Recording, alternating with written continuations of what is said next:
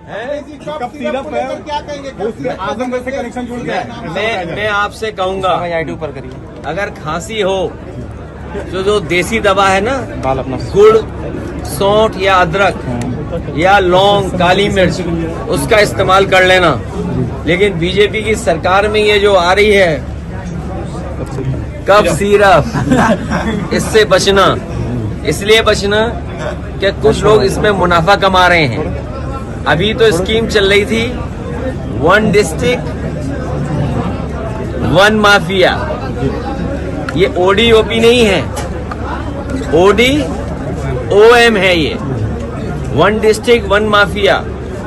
अभी तो हम लोगों ने खोजबीन करके भारतीय जनता पार्टी के भाजपा माफिया जीवी के सहारे और इनके संगी साथी मिलकर के ये जो बड़ा काम कर रहे थे और हमें आपको बदनाम करते थे, सच्चाई तो ये है कि महागुंडा राज चल रहा है इस समय। ये जो गुंडा राज वो बदनाम करते थे, अगर इस सरकार में देखोगे तो महागुंडा राज चल रहा है।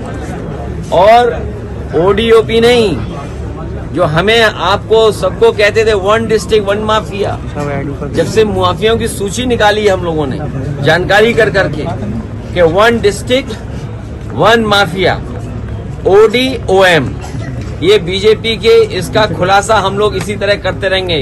इनकी जो हेरा फेरी है, पोल पट्टी, हम लोग इसी तरह खोलते रहेंगे। योगी जी ने कहा है